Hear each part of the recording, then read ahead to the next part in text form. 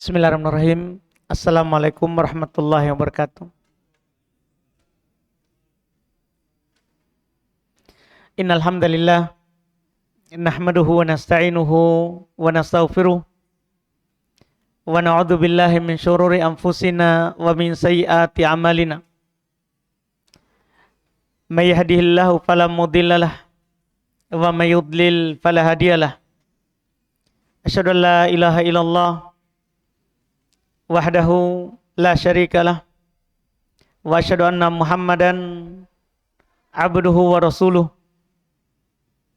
Ya ayyuhalladzina amanu taqullaha haqqa tuqatih wa la tamutunna illa wa antum muslimun.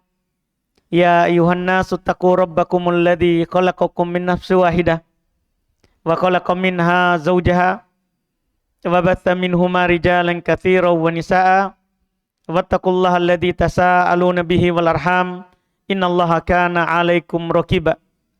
Ya ayyuhalladzina amanu taqullaha wa qulu qawlan sadida yuslih lakum a'malakum yaghfir lakum dzunubakum wa may yuti'illaha wa rasulahu faqad faza fawzan 'azima. Amma ba'd, fa inna asdaqal hadithi kitabullah wa khairul huda nabiyina Muhammadin sallallahu alaihi wa ala alihi wasallam wa syarrul umuri muhdatsatuha fa inna kulla muhdatsatin bid'ah wa kulla bid'atin dhalalah wa kulla dhalalatin finnar. Al-ikhwan wal akhwat rahimani wa rahimakumullah. Alhamdulillah, kita bersyukur atas nikmat Allah Subhanahu wa taala kepada kita semuanya. Pada hari ini kita berkumpul di tempat ini di bawah naungan rahmat Allah Subhanahu wa taala, di bawah hidayah dari Allah Subhanahu wa taala, serta di dalam limpahan nikmat, keberkahan dan kemuliaan dan kasih sayang dari Allah Subhanahu wa taala. Di hari ini alhamdulillah kita mengadakan kebaikan, membuat majelis ilmu, majelis yang dicintai oleh Allah Subhanahu wa taala, majelis Quran dan hadits Nabi sallallahu alaihi wa ala alihi wasallam. Dan alhamdulillah, pembahasan kita di hari ini adalah pembahasan yang sangat bagus sekali, materi yang tentunya sangat kita butuhkan, apalagi di kehidupan kita saat-saat ini yang kebutuhan kita terhadap ilmu,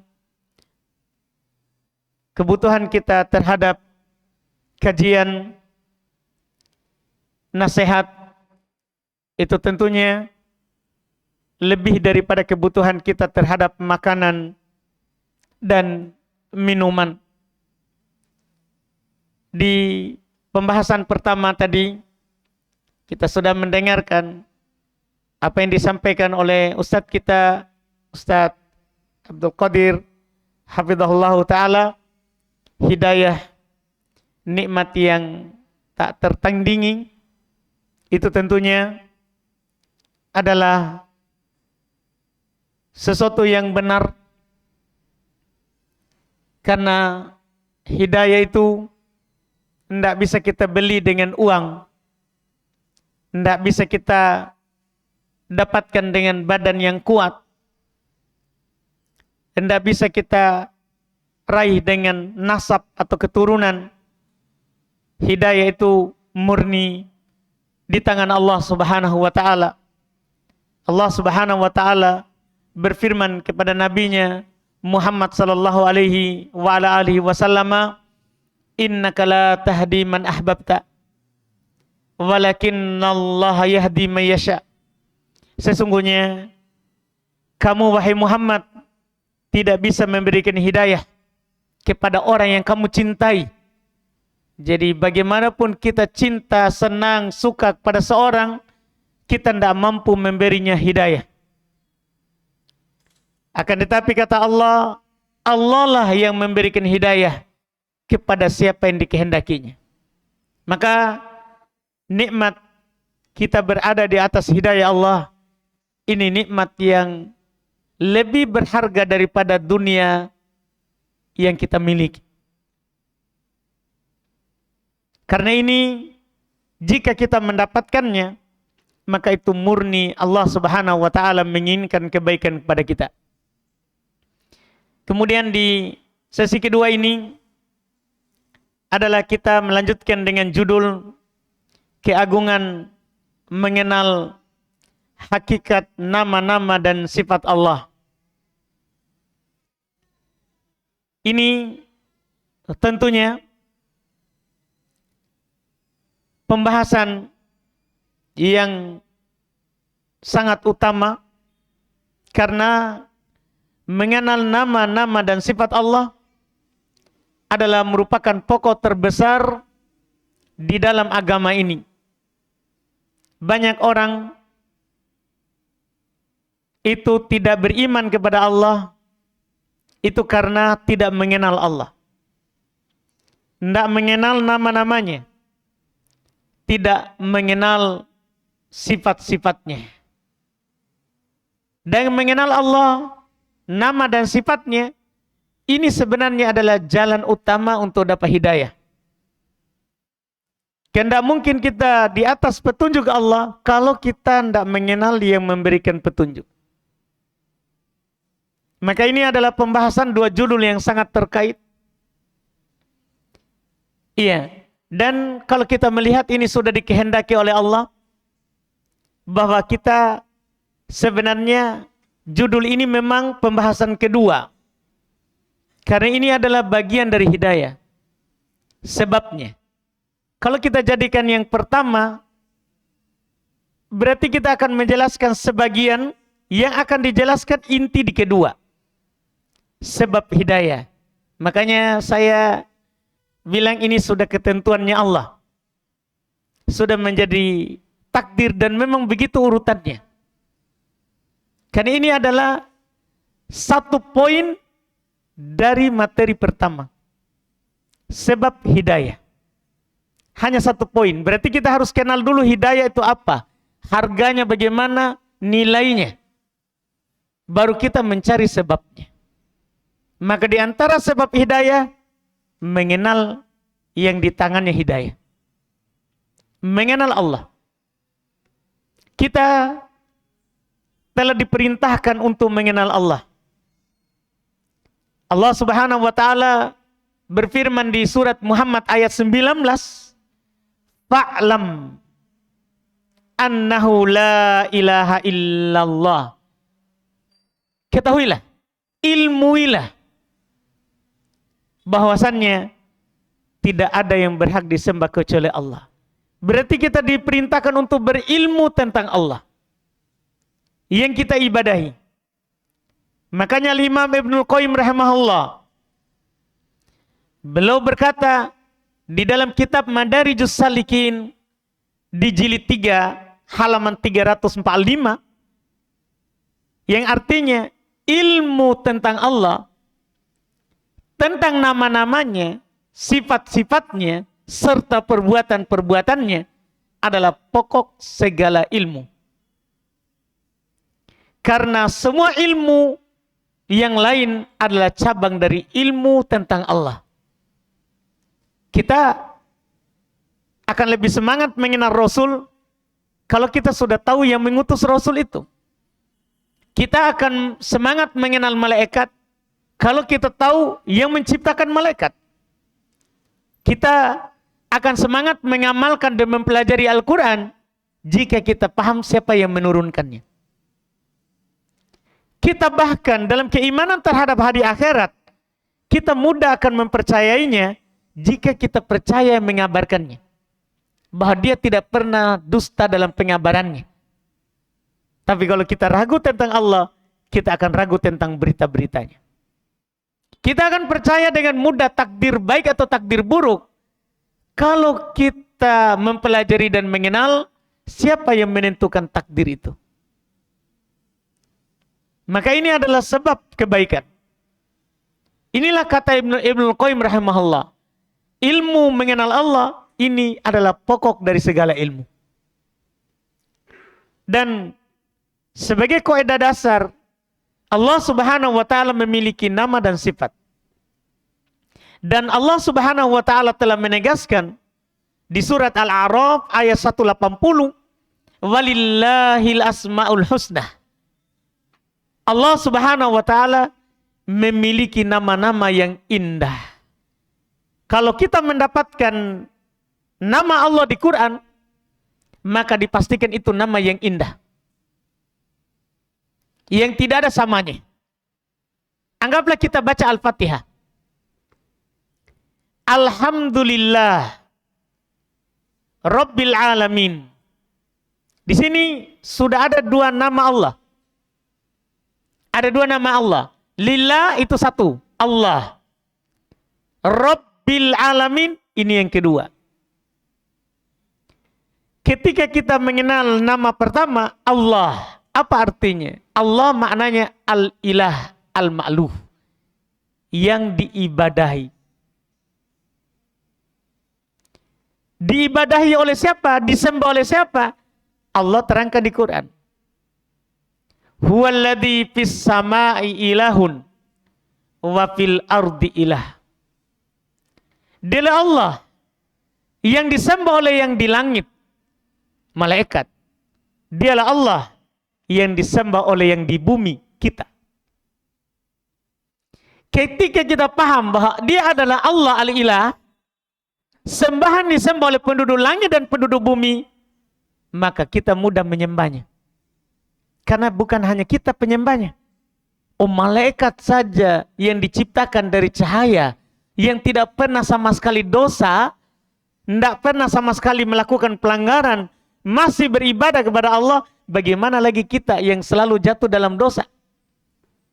Apakah kita akan menyombongkan diri dari menghambakan diri kepada Allah? Tentunya tidak jawabannya. Karena kita penuh dengan kesalahan. Kita butuh pengampunan dari Allah Subhanahu wa taala. Ini baru nama Al-Ilah. Maka kita hanya akan menyembah kepadanya. Karena dia adalah sembahan yang di langit dan yang di bumi.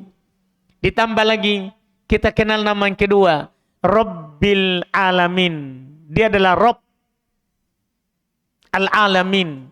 Kata Ibnu Katsir, supaya kita paham dulu makna alam. Kullu ma siwallahi alam. Kata Ibnu Katsir, semua selain Allah itu alam. Kita alam. Saya ini alam. Kita alam. Semua selain Allah. Kita mungkin pahami, alam ini. Kita mungkin pahami selain kita. Kita kira mungkin langit dan bumi ini alam. Bukan. Bukan hanya itu. Kita. Karena definisi alam, alam itu semua selain Allah disebut alam. Semua selain Allah disebut alam, termasuk kita. Kata Allah di sini, Rabbil Alamin. Allah adalah Rabb alam semesta. Apa artinya Rabb? Rabb artinya Al-Khaliq, Al-Malik, Al-Mudabbir. Rabb itu maknanya pencipta, pengatur, penguasa. Itu Rabb. Berarti ketika kita bilang Rabbil Alamin, ternyata dia adalah pencipta, pengatur, penguasa alam semesta. Ini saja yang kita kenal, maka akan muncul pengagungan dan pemuliaan kepada Allah. Karena secara fitrah, ada saja orang berbuat baik kepada kita, pasti kita akan menghormatinya. Itu sudah secara fitrah. Tabiatnya kita ini manusia. Ada yang berbuat baik kepada kita, pasti kita akan menghargainya. Itu perbuatan baiknya tidak seberapa dengan perbuatan baiknya Allah kepada kita. Siapa yang bisa menandingi Allah dalam perbuatan baiknya kepada kita? Dipastikan tidak ada. Dipastikan. Tidak ada yang bisa berbuat baik kepada kita seumur hidup kita. Bangun tidur, tidur kembali, ditidur, Allah masih tetap berbuat baik kepada kita. Mengatur seluruh urusan kita. Bahkan Dia yang menciptakan kita. Ketika kita mengenal ini, maka akan lahir nanti rasa cinta kepada Allah dengan pengagungan dan pemuliaan. Makanya Allah Subhanahu wa taala katakan sebagai kesimpulan, walillahil asmaul husna. Itu baru 2 nama tadi. Hanya milik Allah nama-nama yang indah. Karena Allah memiliki nama-nama yang indah, maka tidak ada apapun yang mirip dengannya. Tidak ada apapun yang serupa dengannya. Allah berfirman di Quran, laisa kamitslihi syai'. Tidak ada sesuatu apapun yang mirip dengan Allah. Tidak ada. Iya. Kita sudah hafal semua surat Al-Ikhlas. Lam yakul lahu kufuwan ahad. Tidak ada sesuatu apapun yang serupa dengannya. Kalau Allah memiliki sifat mendengar, maka pastikan tidak ada yang mirip dengan pendengarannya. La yakhfa. Iya, tidak ada sesuatu apapun yang samar darinya, seluruh yang samar. Sempurna pendengarannya. Demikian pula sempurna ilmunya. Kalau rahmat, sempurna rahmatnya. Kalau melihat, sempurna melihatnya. Kalau kekuatan, sempurna kekuatannya. Intinya adalah ditekankan di surat Toha ayat 8. Allahu la ilaha illahu lahul asmaul husna. Itu di surat Toha. Kalau tadi surat yang kita baca, itu di surat Al-A'raf ayat 180. Di surat Toha dikatakan Allahu la ilaha illahu. Allah tidak ada yang berhak disembah kecuali Dia. Lahul asmaul husna. Dia memiliki nama-nama yang indah. Dikatakan oleh para ulama rahimahumullah, seperti Asy-Syaikh Ibnu Utsaimin, ghayatun fil husna. Puncak dalam keindahan. Kalau ada sesuatu yang sangat indah, Allah Subhanahu wa taala di atasnya. Tidak ada sesuatu apapun yang menandinginya. Iya. Dan nama-nama Allah Subhanahu wa taala sangat banyak. Sangat banyak. Jika kita mampu menghafalnya, memahami maknanya, dan mempraktekkan kandungannya, kita dijamin surga. Dalam hadits riwayat Imam Al-Bukhari dan Imam Muslim, kata Nabi sallallahu alaihi wasallam, "Inna lillahi tis'atan wa tis'ina asman man ahsaha dakhalal jannah." Sesungguhnya Allah memiliki 99 nama. Siapa saja yang mengahsonya pasti masuk surga. Pertanyaan kita, apa itu ahso? Kata para ulama, ahsoha artinya menghafal dengan benar. Kita hafal Allah, Al-Alim, As-Sami, Al-Ghafur, Ar-Razzaq, Al-Khaliq, Al-Malik, Al-Mudabbir, Ar-Rahman, Ar-Rahim, Al-Basir, As-Sami. Kita hafal nama-nama Allah, hafal lafadznya. Yang kedua, ahso maknanya memahami maknanya. Jadi bukan hanya sekedar kita lafadzkan Allah 99 namanya, bukan. Tapi kita pahami artinya. Ketika kita bilang Allah, kita pahami, oh yang diibadahi.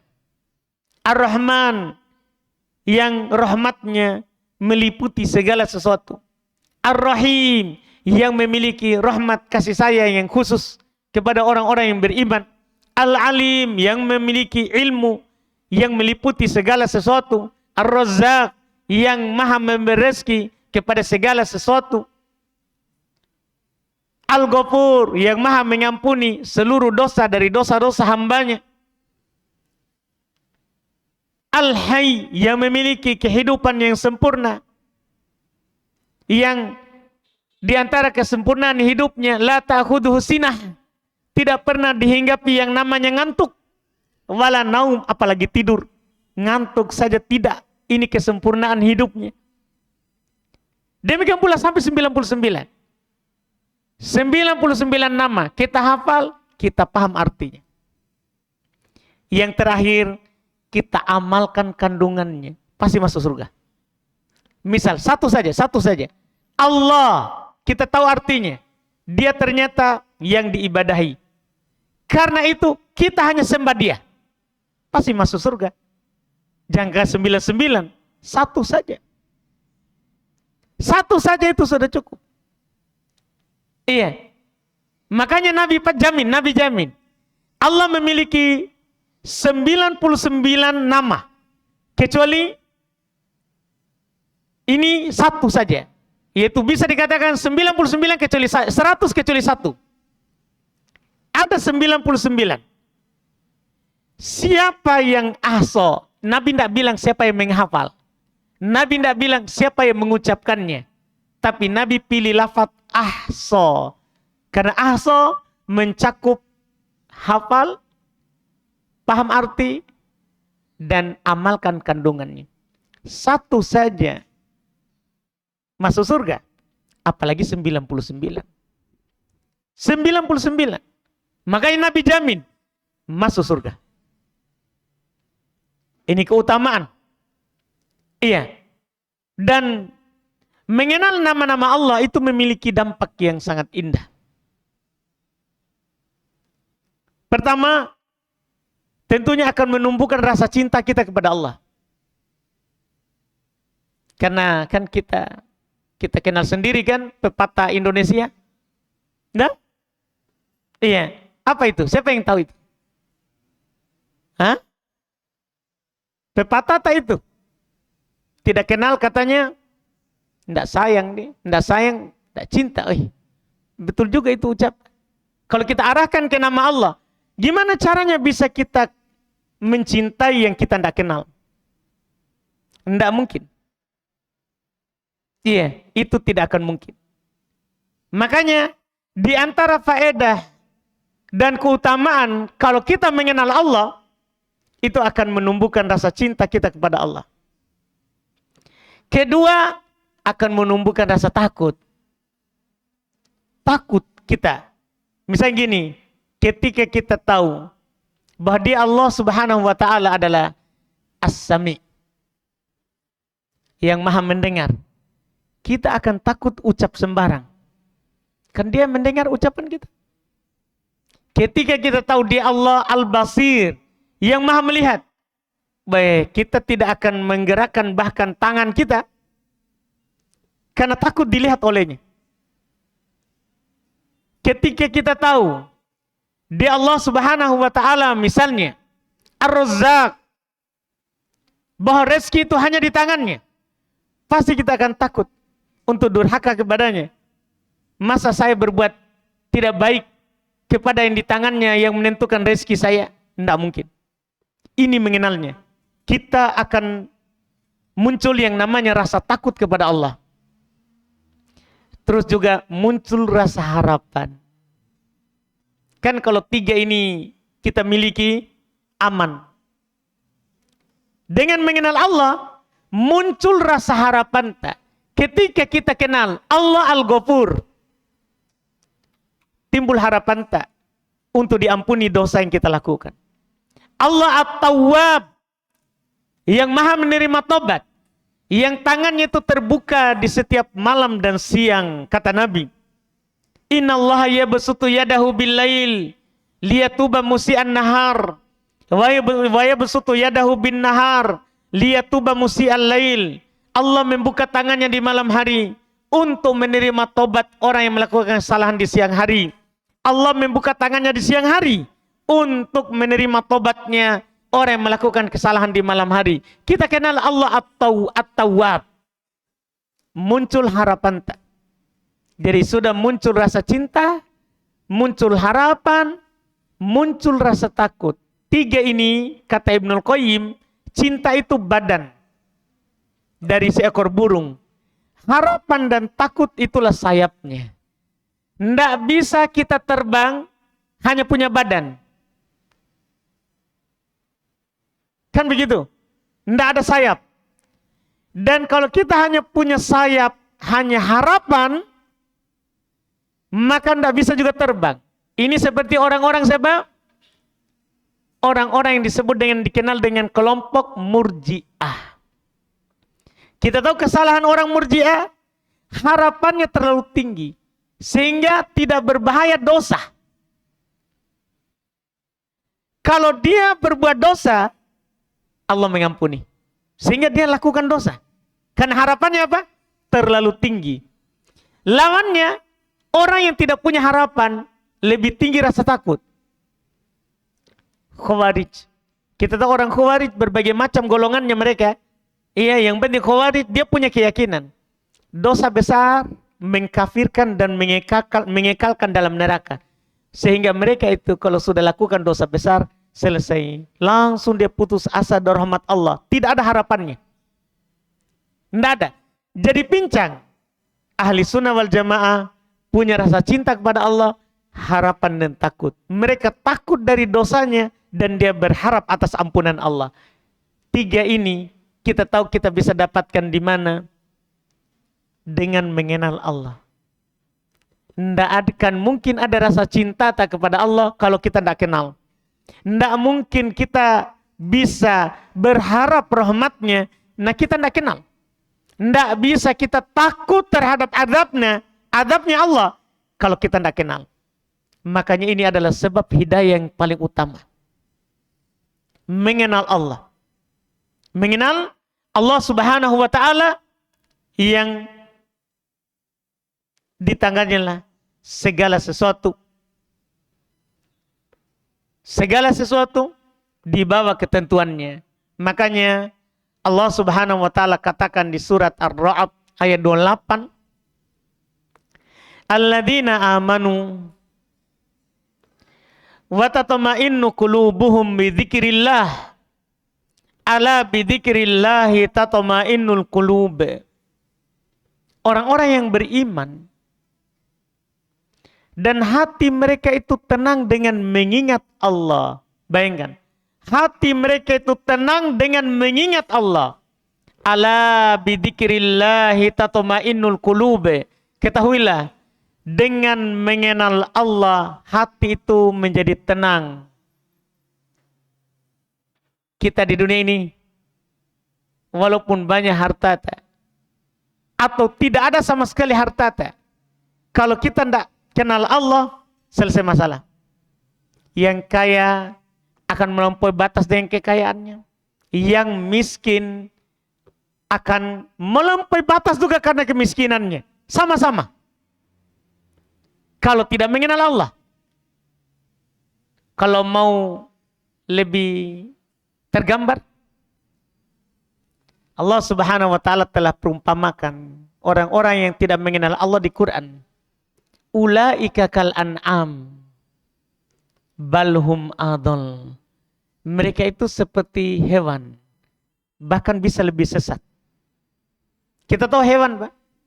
Hewan itu dia kan diciptakan oleh Allah untuk kita.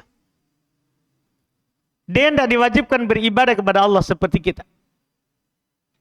Dia diciptakan oleh Allah untuk kita saja. Sehingga dia itu bagaimana bisa makan, minum, kawin. Itu saja di pikirannya. Bagaimana bisa makan, bisa kawin, dan bagaimana bisa minum. Itu saja dia. Tidak ada pikiran yang lain. Tidak ada pikiran yang lain. Makanya mereka, kalau tidak ada tuannya, kalau tidak ada tuannya, kita bisa lihat bagaimana jadinya. Mungkin kita di BTP ini lihat sapi itu kalau tidak ada orang gembala. Ya kan, sembarang dia jalan tengah jalan, begitulah. Iya. Kita juga, tapi ini agak sulit ya, kalau itu tadi bisa kita lihat. Kita tahu setan yang tidak beriman, digambarkan oleh Nabi SAW, dia itu kalau mau kawin, dia dapat pasangannya di tengah jalan, langsung dia kawin. Setan, kata Nabi. Tidak ada malunya. Orang-orang melihatnya, dia tidak peduli. Itu kalau dia tidak kenal Allah. Tidak ada keimanannya. Kita coba lihat para sahabat. Kita bisa melihat para sahabat yang di awal Islam, di awal hijrah. Kenapa mereka bisa bersabar? Susahnya dulu mereka menjalankan agama, tapi tetap dia tegakkan agama. Padahal susah sekali. Mereka harus belajar agama, kalau mau tetap di Mekah, sembunyi-sembunyi. Kalau mau terang-terangan, harus keluar. Waktu itu belum ke Madinah. Masih ke Afrika sana. Ke Habasyah. Harus nyebrang laut. Jalan darat panjang. Hanya mau beribadah kepada Allah, harus pergi jauh. Iya. Kenapa bisa mereka melakukan itu? Sebab pokoknya adalah karena mereka sudah tahu penciptanya. Lihat Jubair ibn Mut'im, musyrik. Dia tidak sengaja lewat, Nabi lagi sholat maghrib. Kebetulan Nabi baca surat At-Tur. Pas sampai di ayat am khuliqu min ghairi syai'in am humul khaliqun. Apakah mereka dicipta tanpa ada yang mencipta? Yaitu ada tiba-tiba sendiri. Atau mereka sendiri yang mencipta dirinya. Langsung hatinya hampir terbang, beriman kepada Allah. Kenapa? Di situ baru dia sadar, kita ini kan ada yang mengadakan. Mengenal Allah, bahwa Allah pencipta, dia bilang kada qalbi ayatir, hampir hatiku terbang. Wadzalika awal ma waqar al-iman fi qalbi. Hampir hatiku terbang, dan itu adalah awal tertanamnya keimanan dalam hatiku. Kenapa masuk Islam? Iya kan? Saat dia mengenal dia Allah penciptanya. Itu dia. Makanya ini mengenal Allah Subhanahu wa taala, ini sangat pokok sekali. Ini sangat penting. Karena inilah orang beriman dulu. Alladzina amanu wa tatma'innu qulubuhum bidzikrillah. Ala bidzikrillah tatma'innul qulub. Orang-orang yang beriman itu tenang hati mereka dengan mengingat Allah. Ketahuilah, hanya memang dengan mengenal dan mengingat Allah, hati itu menjadi tenang. Ini yang dikatakan oleh Allah Subhanahu wa ta'ala kepada kita. Makanya kita di dalam Islam ini adalah kewajiban pertama sebenarnya mengenal yang mencipta kita. Mengenal yang mengatur seluruh urusan kita. Mengenal yang menghidupkan dan mematikan kita. Mengenal yang wajib kita sembah. Yang wajib kita sembah. Ini ilmu pertama. Ini ilmu pertama. Ma'rifatullah. Imam Al-Bukhari rahimahullah ketika belum menyampaikan ayat fa'alam annahu la ilaha illallah, belum berkata fabada'a bil ilm. Allah memulai dengan ilmu dulu. Qoblal qaul wal amal, sebelum berucap dan beramal. Jadi kita penting punya ilmu. Tentang apa? Allah. Baru tentang nabinya, tentang Islam, setelah itu tentang nabinya. Ya, ini yang kita ambil terkait dengan ini. Dan kalau kita mau lebih luas, di sana sudah ada kitab yang tertulis paling terbaru, kitabnya Syekh Abdul Razak Ibn Muhsin Al-Badar hafizallahu ta'ala, yaitu Fikih Asmaul Husna. fikih nama-nama Allah Subhanahu wa taala yang indah. Beliau jelaskan satu persatu. Itu yang 99 nama. Iya, jadi bagi yang ingin mengenal lebih dalam tentang nama-nama dan sifat Allah, boleh membaca kitab Fikih Asmaul Husna. Boleh membaca kitab Fikih Asmaul Husna. Kandungan, makna, dan bahkan Syekh Abdul Razak menyebutkan di mana disebutkan di Quran. Berapa kali. Kalau kita baca kitab yang saya baru baca bilang tadi, di sana kita akan tahu di mana disebutkan di Quran. Berapa kali disebutkan Quran. Iya, itu diceritakan. Itu diceritakan di dalam buku tersebut. Iya, di dalam buku yang sangat bagus sekali ini, ya, buku tentang fikih Asmaul Husna, tentang fikih Asmaul Husna. Sebagai contoh, hanya sekedar contoh saja ini, dengannya kita tutup dan kita lanjut dengan tanya jawab.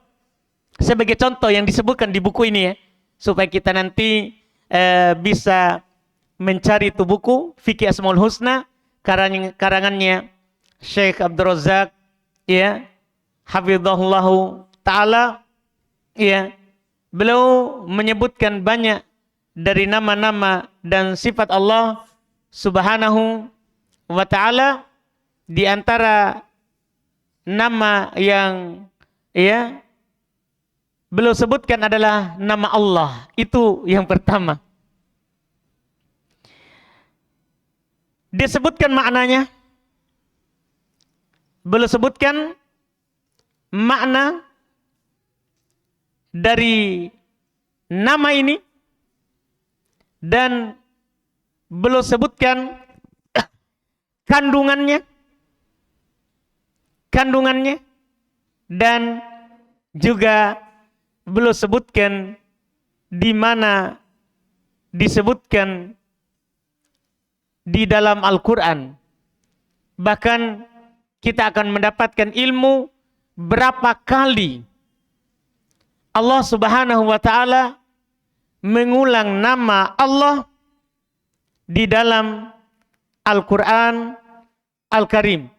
Di dalam Al-Quran Al-Karim. Sampai belum menyebutkan di Quran disebutkan nama Allah itu sebanyak 2.200 kali. Ini nama yang terbanyak disebutkan di Quran. Ini kan faedah. Nama terbanyak diulang di Quran. 2.200 kali. Kan kita tidak perlu buka. Kan kita tidak hafal Quran, Pak. Kan begitu. Kita juga mau cari sendiri capek. Ini kan bagus. Kita tahu fikih nama Allah, oh, ternyata ini nama Allah 2.000 lebih kali diulang di Quran. Ini Masya Allah. Ini keunggulan buku yang kami sebutkan tadi. Makanya buku ini sangat bagus sekali untuk dibaca. Mudah-mudahan kita bisa membacanya. Dan Ustadz Khidir biasa di beberapa majelis mengkaji buku ini. Mengkaji buku ini, yaitu buku Fikih Al-Asma'u Al-Husna karya Syekh Abdul Razak hafizahullah ta'ala. Kita lanjut dengan tanya jawab sebelum kita tutup dengan menunggu waktu duhur. Silakan kalau ada pertanyaan.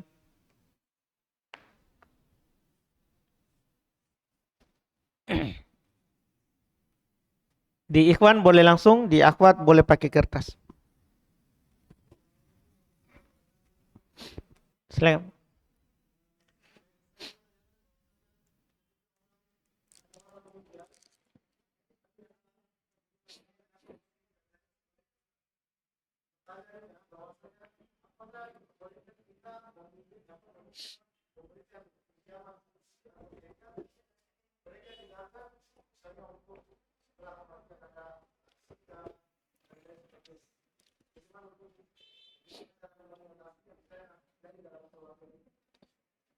Baik, Pak.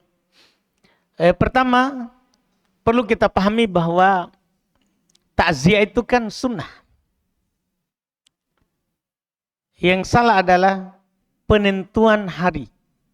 Itu saja. Artinya Kalau itu tenda kursi disiapkan untuk yang melayat, tidak masalah. Itu pada asalnya kan. Kita membantu meringankan yang mendapat musibah. Dianjurkan. Buatkan makanan. Dianjurkan. Membantu apa saja yang bisa memudahkannya. Karena mereka sibuk dengan musibah itu. Makanya kata Nabi SAW, atahum ma yushkiluhum. Datang kepada mereka apa yang menyibukkan mereka. Buatkan makanan untuk mereka. Berarti kan boleh membantu Pak. Boleh dengan makanan, harta, boleh. Ya, salahnya orang nanti kalau dia buat menjadi hari tertentu, itu urusan dia. Wallahualam. Jadi itu tidak menghalangi kita untuk membantu dengan kursi kita. Tenda kita.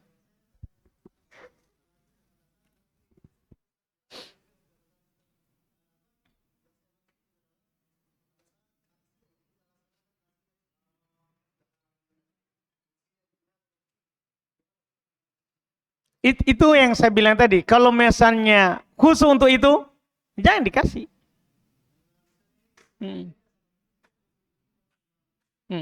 Enggak, kalau dia pinjam sebelumnya, dia meninggal, langsung dipinjam, kasih saja.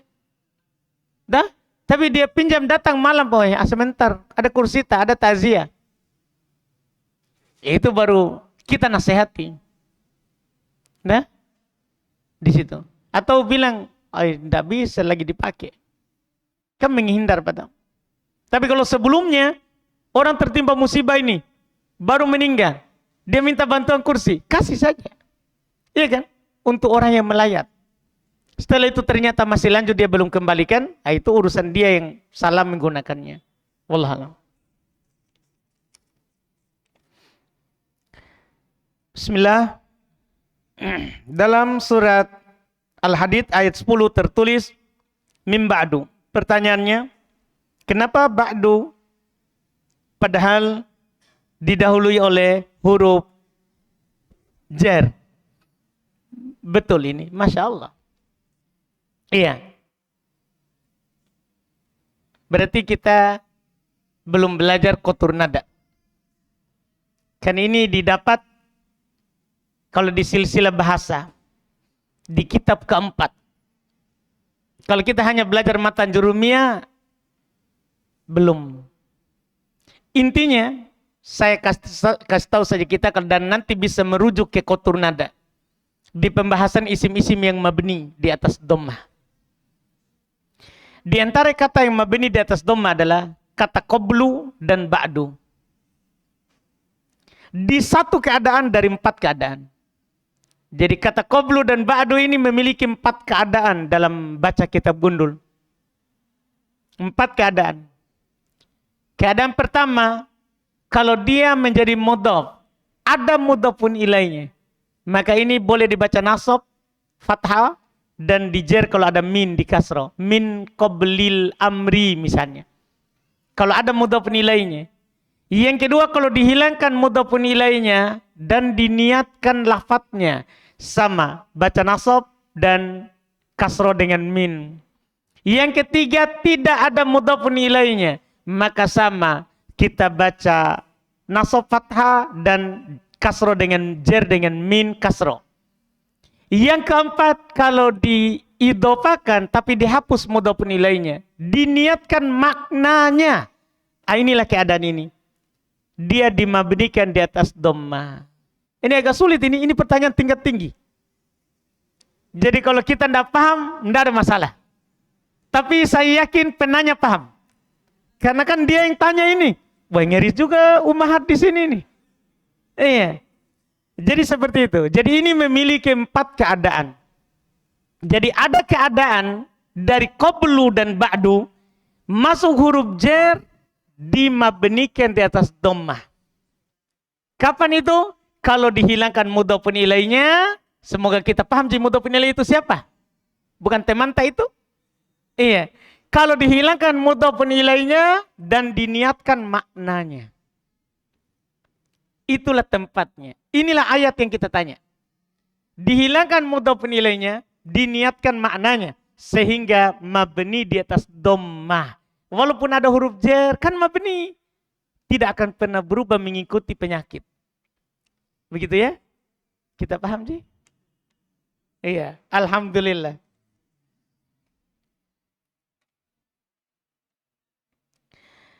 Ustadz, apakah menyemir rambut pirang termasuk tasyabuh? Tidak.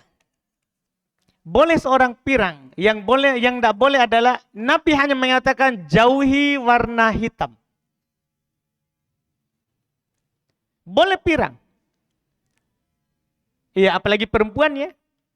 Kalau laki-laki kan kadang dihindari. Kalau di daerah itu pirang itu ciri khusus preman. Jangan Ki, kan nanti orang kebilang, kenapa itu Ustadz preman itu atau kan begitu Pak? Karena ada namanya ciri khusus preman. Tapi hukum asal syar'i boleh orang pirang, boleh orang warnai rambutnya.